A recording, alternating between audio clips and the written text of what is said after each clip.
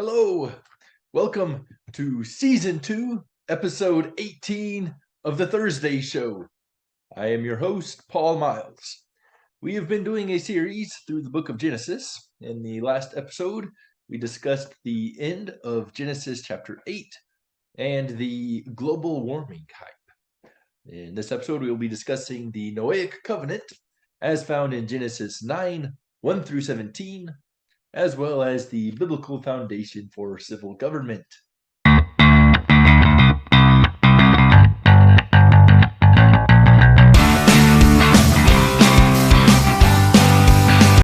Genesis 9, verse 1.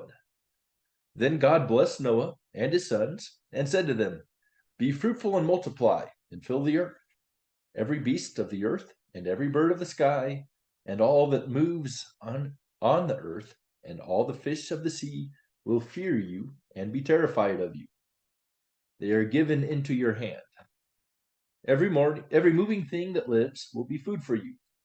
I give you everything just as I gave you the green plant." Okay, so that's verse 1 through 3. Now, 3 of the 5 provisions of the Noahic Covenant are evident here. First is be fruitful and multiply. This is the command which was given to Adam and Eve way back in the Garden of Eden in Genesis 1:28. So there's a repetition of it here. This is also the stated purpose for bringing the animals into the ark in 8:17, right? So that they could be fruitful and fill the earth. Being as how God destroyed the entire world and all of the inhabitants within, only those that were on the ark were able to fill the earth and be multiplying after the flood. The second provision is the fear of man being instilled into all of the animals. Now, formerly, prior to the flood, there was no reason for man and animals not to get along. Animals ate each other prior to the fall, but man was a vegetarian. Now, man did kill animals prior to the fall, but only for sacrifices.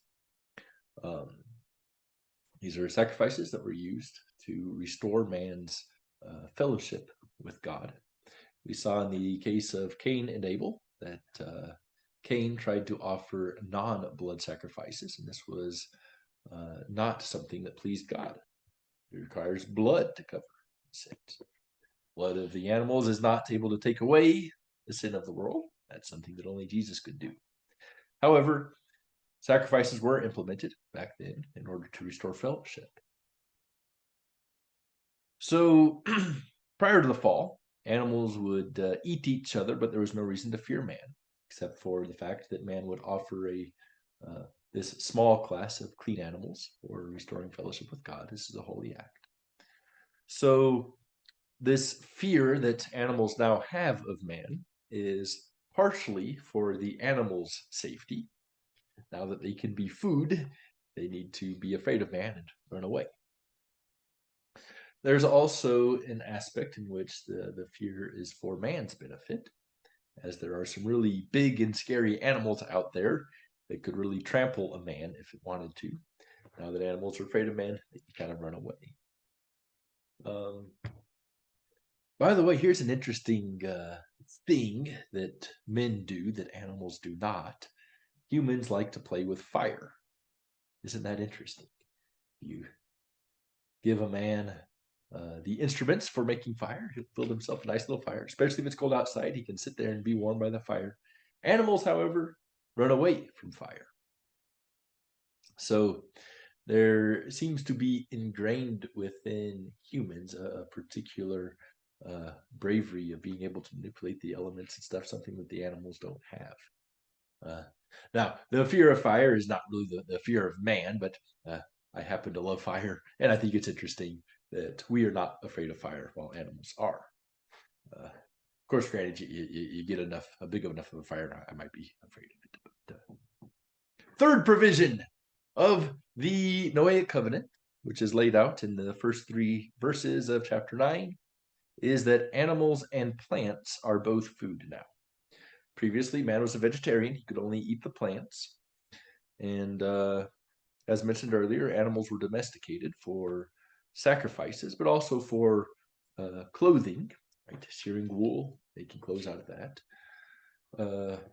Perhaps work animals as well could be a thing, right? Men would have domesticated animals for perhaps plowing fields. It's not stated clearly, but it's also possible that man could have used animals for dairy purposes, harvesting milk, making cheese. So eating animal products could have been a thing back in the day. Maybe eggs as well, particularly unfertilized eggs. But now it's the actual flesh of the animal that man is able to eat. Green plants are reaffirmed here as food. We were able to eat them before, we can still eat them now. Granted, after the fall, plants have thorns, which you got to kind of work through if you want to get to some nice blackberries or something. But the green plant is reaffirmed here as still being food. Okay, moving along in the biblical text. So Genesis 9:4. Only you shall not eat flesh with its life, that is, its blood. But for your own lifeblood, I will surely require a reckoning. From every animal I required it, of man too will I require a reckoning for human life, of every man for that of his fellow man. Okay, here are the fourth and fifth provisions that we get from the Noahic Covenant. Number 4 is it's the only prohibition that's in the Noahic Covenant. Do not eat flesh with its life, its blood. Now this is a matter of confusion and a little debate here. Some would say that this is a prohibition that includes a prohibition on blood sausage, black pudding, blood pancakes, all of those things that have blood as an ingredient. There's a particular candy in Ukraine that's like a blood candy. It's got blood in it. Might sound gross, but it's actually kind of good. Not too shabby. Of course, then you get those that take this to even more extreme. If we talk about kosher in the contemporary sense of what the Orthodox Union or other kosher organizations require for meat, they insist that a meat be soaked in salt to suck all the blood out. Okay, I don't think that's what's going on here. I don't think that this is a full-blown prohibition on eating anything that has blood in it. I would say that this is a prohibition against eating flesh with its life. Blood alone, without flesh, is not forbidden here, I don't think. So I think you should be free to take blood if you want and mix it into your pancake batter. I guess that's not how you make pancakes. How do you make blood pancakes? Maybe just fry up. I don't know. I haven't had blood pancakes. At any rate, you don't have to worry about getting a little blood in your food.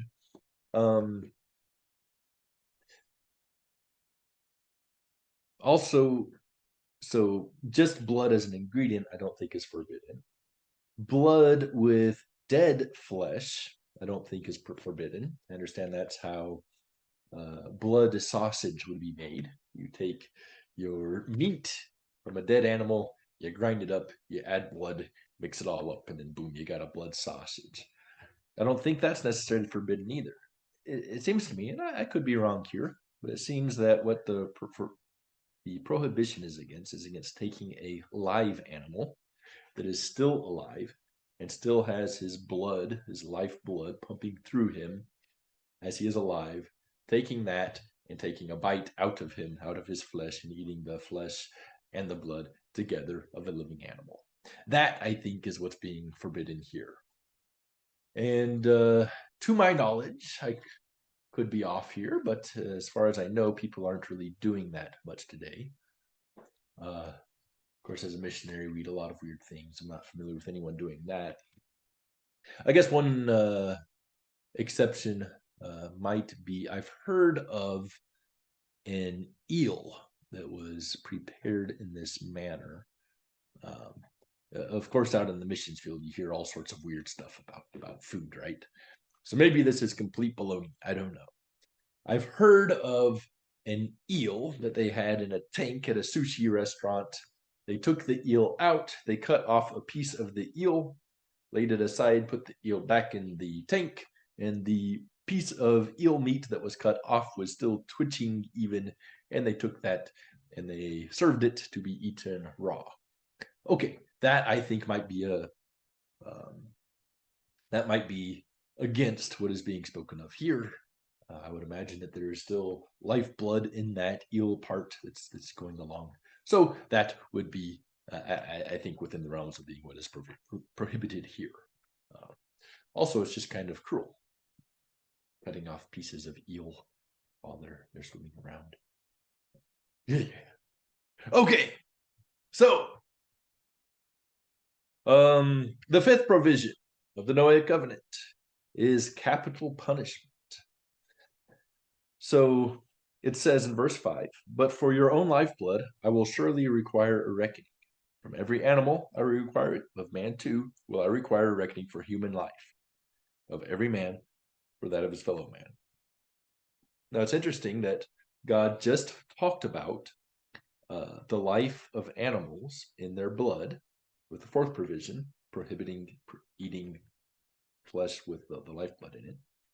And then he escalates it by talking of man's lifeblood.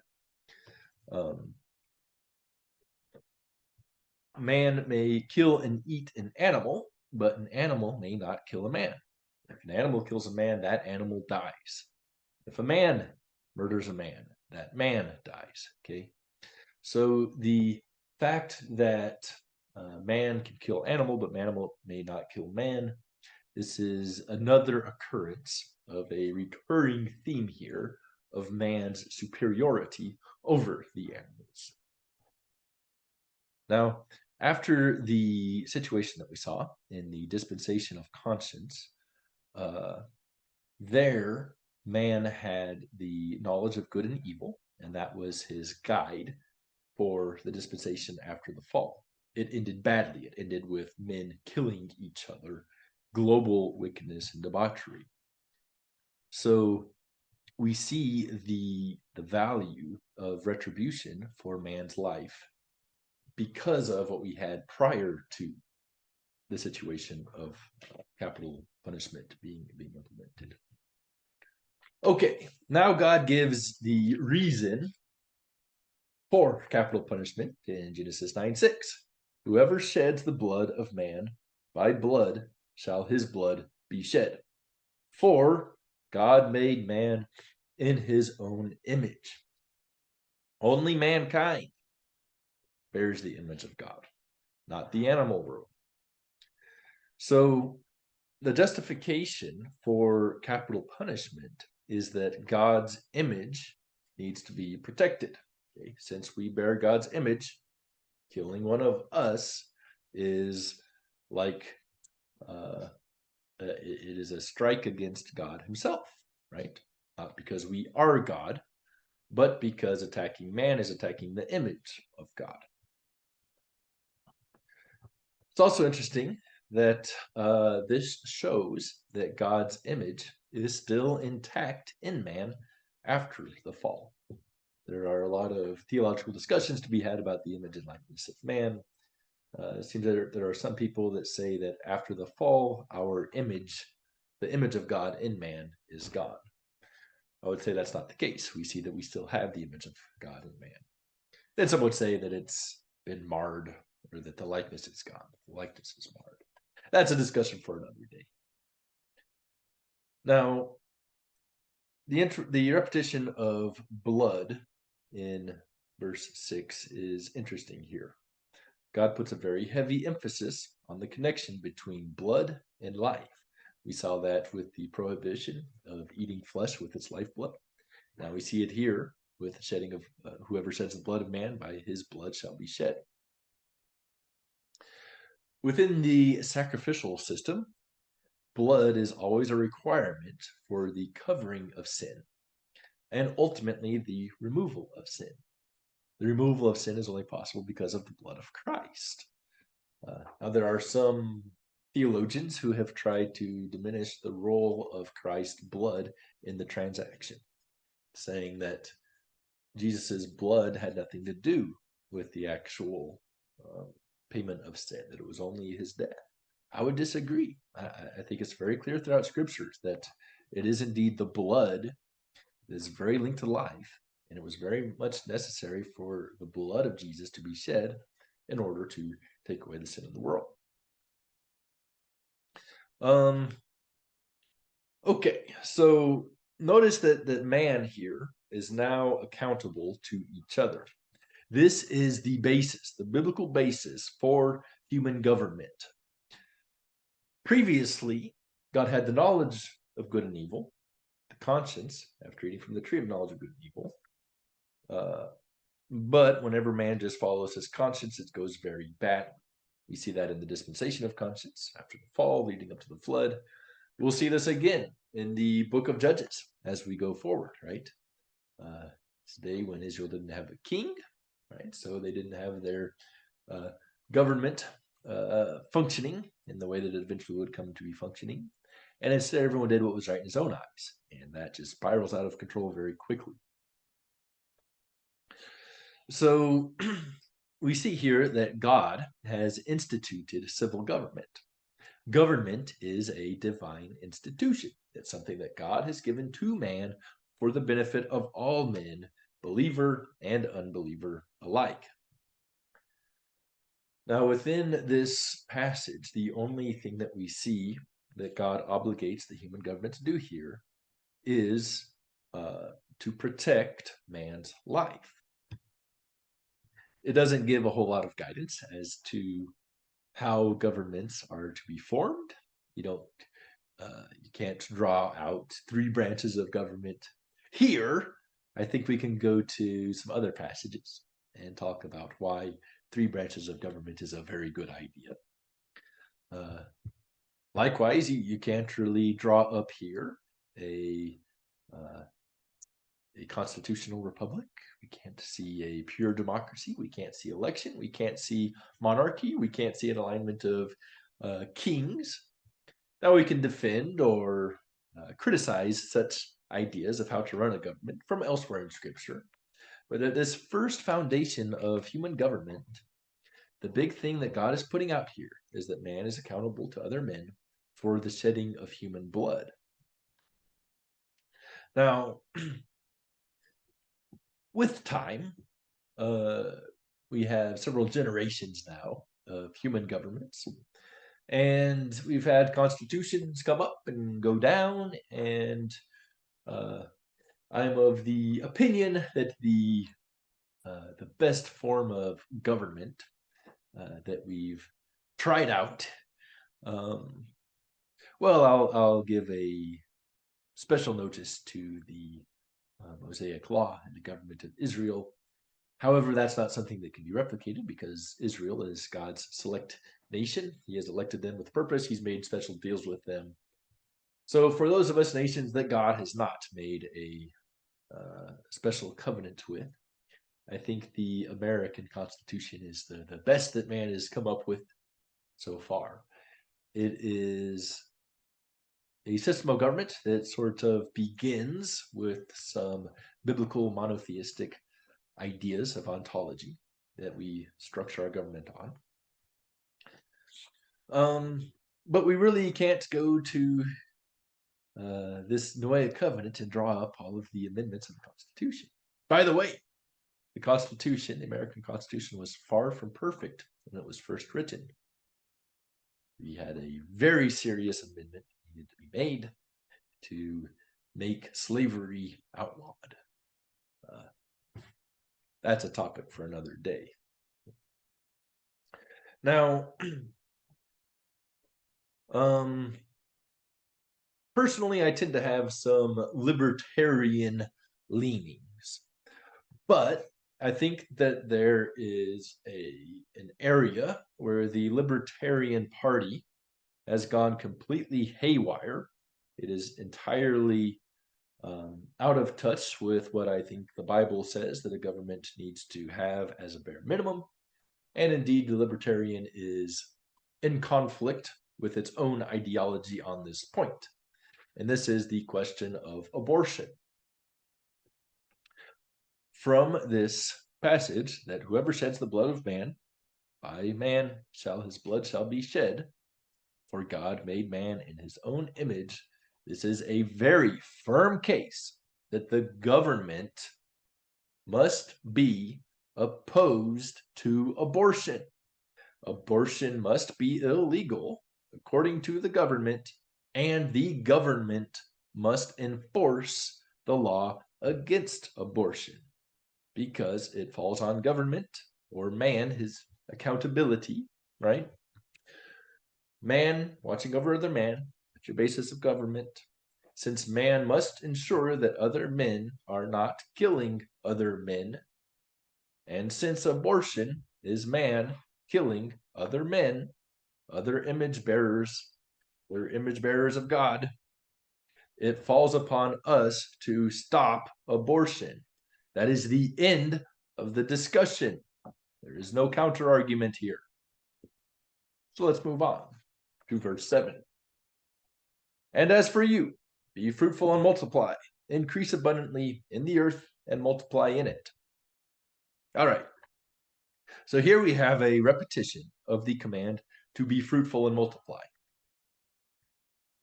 It does not say to have dominion in this verse, and this has been a cause of much controversy. One proposed reason that it does not tell man to have dominion, is that Satan is currently in dominion over the earth. That is one idea. However, I might differ. I would certainly agree that Satan does have his role here and now.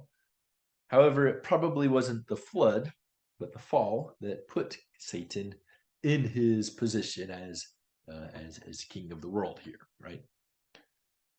So I would say that it's probably more likely that Noah has the command repeated to fill the earth simply because the earth has been emptied.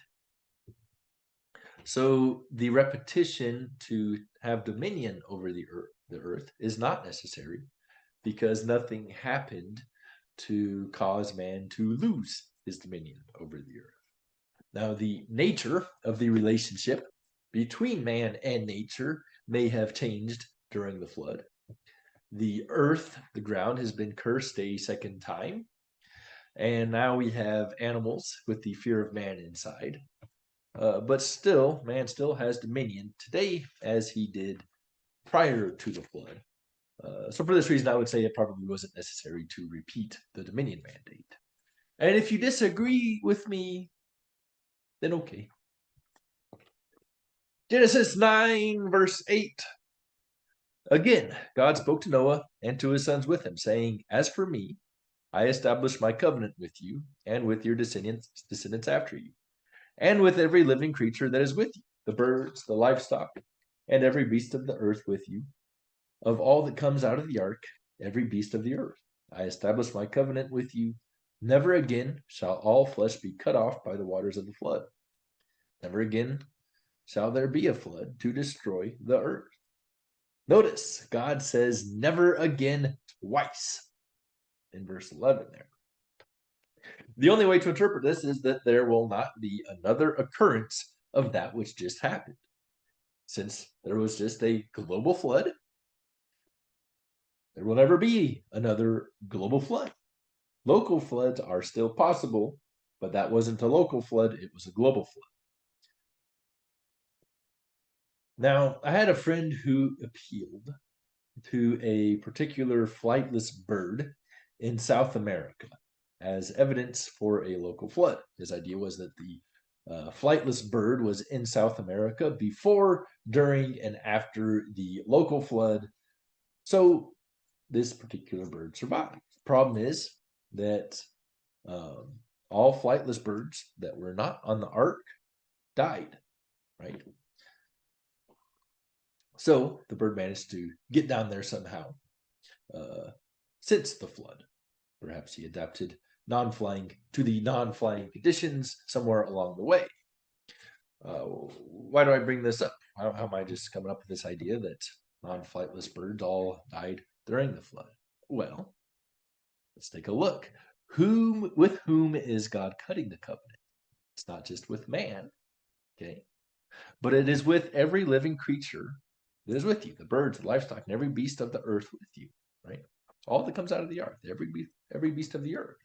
Now, local flood proponents will often, maybe not always, but often they're comfortable with the idea that all humans died in the local flood, that it was a big enough flood to kill all of humanity, with the exception of Noah and his family. So afterwards, God cuts covenant with all of mankind, saying that he will not destroy all of mankind again, except for those that were on the ark. The problem is that the same covenant is cut with the animal world as well. So if there was a flightless bird in South America that survived the local flood, then the covenant not to destroy all of the animals wouldn't really carry any meaning because that bird out there survived. Okie dokie. All right. So another biblical reason for a global flood. Going on now to Genesis 9:12. Then God said, "This is the sign of the covenant which I am making between me and you and every living creature that is with you for all future generations.